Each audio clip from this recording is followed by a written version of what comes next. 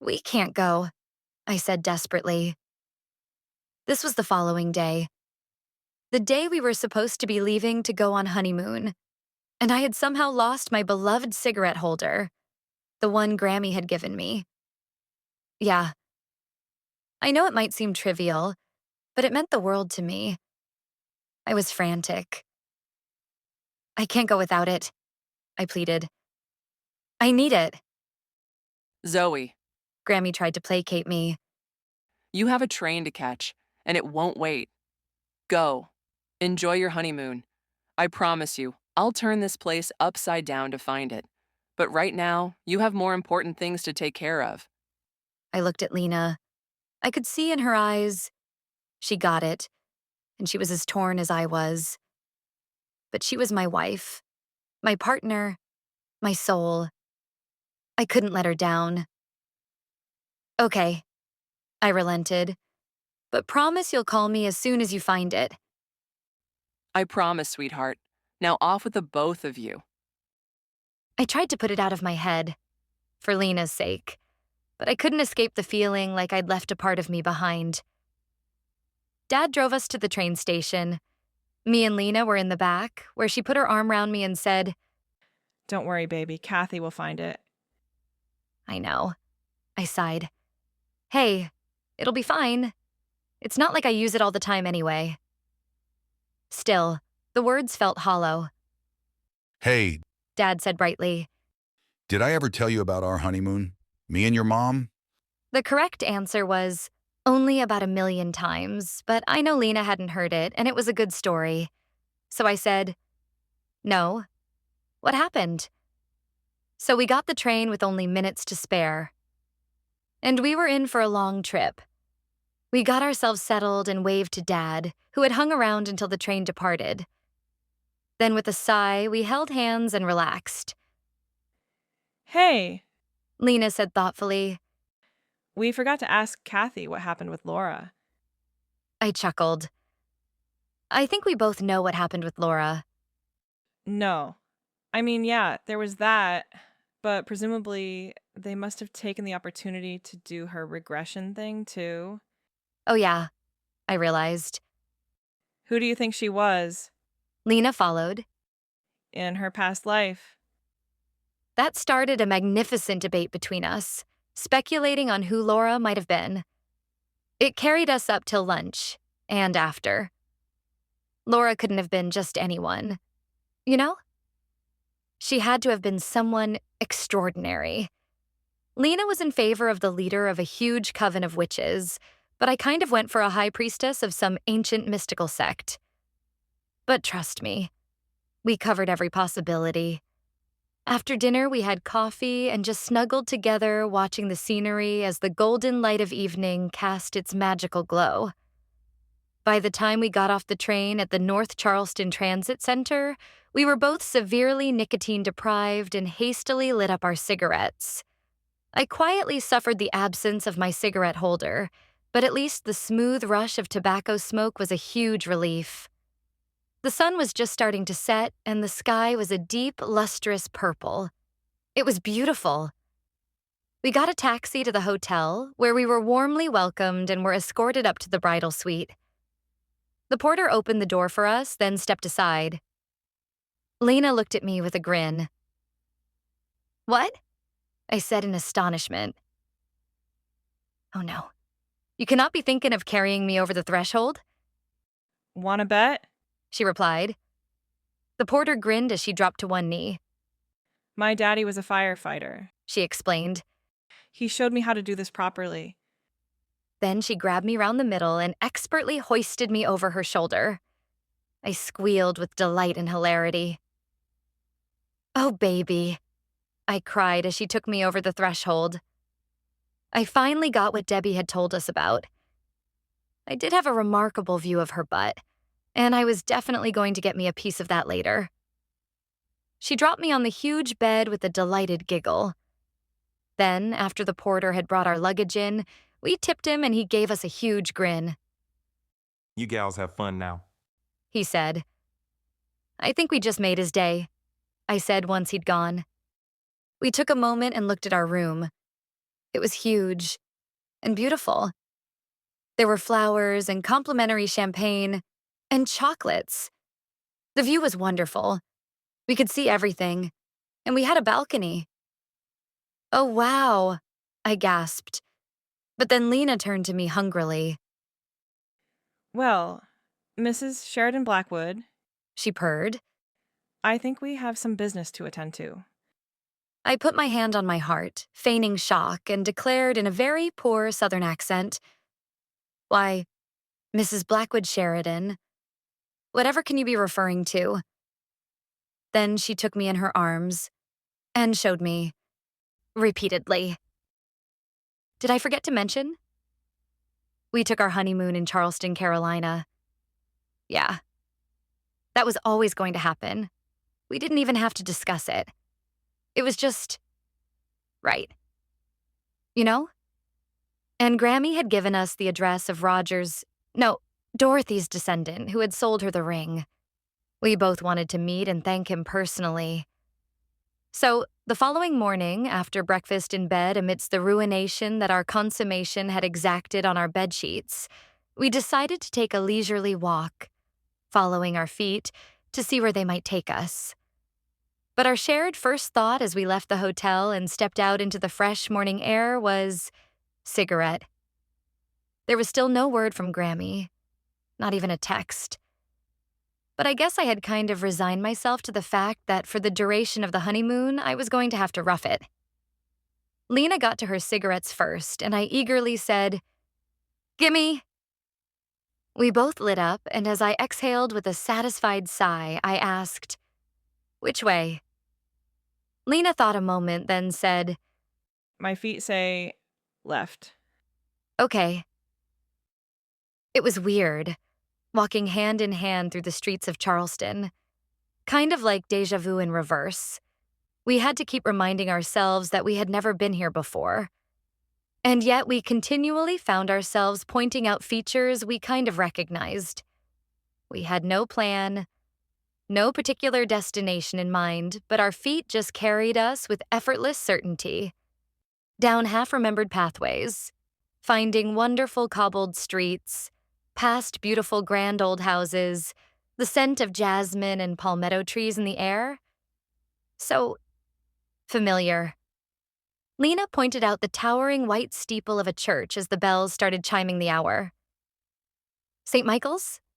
I guessed. Lena nodded.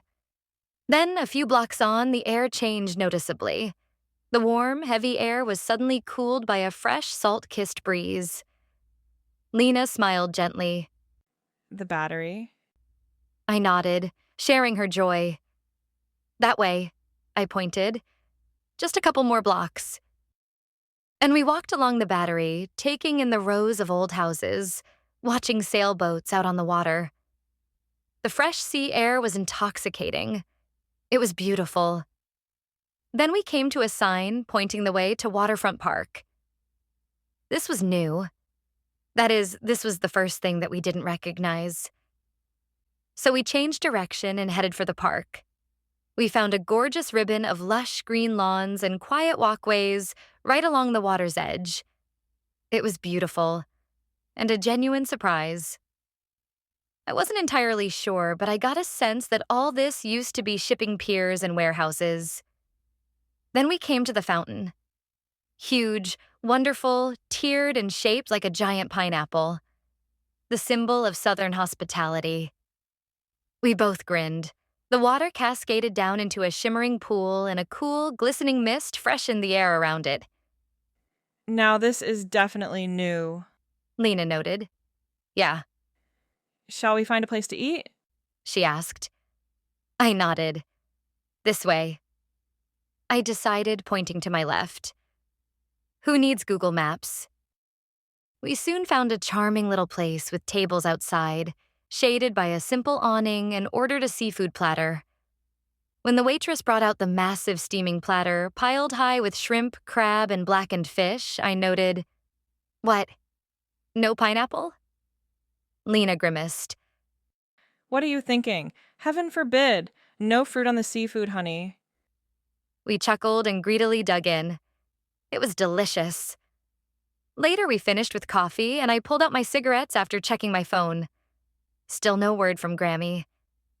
We each lit up, and I let out a sigh. This was one cigarette holder away from complete and absolute heaven. Lena noted my expression and took my hand. Give her some time, baby. She said. I nodded, taking a slow, deep, satisfying puff. So, She offered. do you want to go see Mr. Haywood now, or do we leave it for tomorrow? No, I replied. Let's get that over with. Then the rest of our honeymoon is just for us. For this, we needed a trip planner. So we caught a bus out to Somerville, then got a taxi straight to the address Grammy had given me. It was a beautiful big old house set way back from the street. I think I got maybe a twinge of recognition. I wasn't sure. But this was Dorchester County, where Daisy was born, so, you know? We walked up the path to the door. The front yard definitely needed some attention, but the house itself looked old, but well maintained.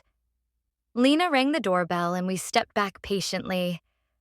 I guess we were kind of nervous. But after all, it was Daisy and Roger who had brought us together. Kind of. So we kind of felt obligated. Then the door finally opened and a refined-looking older gentleman greeted us, a salt and pepper mustache on his lip. Yes? He said, Can I help you? Mr. Haywood? I inquired. I'm Joe Haywood, yes. My name is Zoe. This is my partner, Lena. I believe you've spoken with my grandmother, Catherine Wilcox? He gasped in surprise. Why, yes. He said, Wait, so you must be the young lady she spoke of? That's right. Lena replied. Zoe, you must have Dorothy's ring? I proudly displayed my left hand for his inspection. Well, I'll be... He exclaimed. Then he caught himself. Pardon me. Where are my manners? You must come in, please. Can I offer you gals some lemonade? Thank you. Lena said. As I crossed the threshold into the cool shade of the hallway, I got kind of a sudden chill, but it quickly passed. He took us into the living room and we took our seats on the couch whilst he went to fetch some lemonade.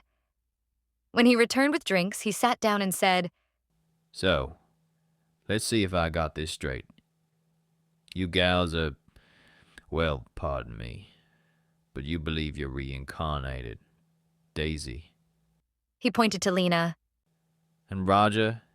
He pointed to me. We gently corrected. I was Daisy. And I was Roger. He was aghast. Well, don't that beat all? He gasped. We wanted to personally thank you Lena said softly. for keeping the ring and for allowing Kathy to give it back to us. He seemed genuinely touched.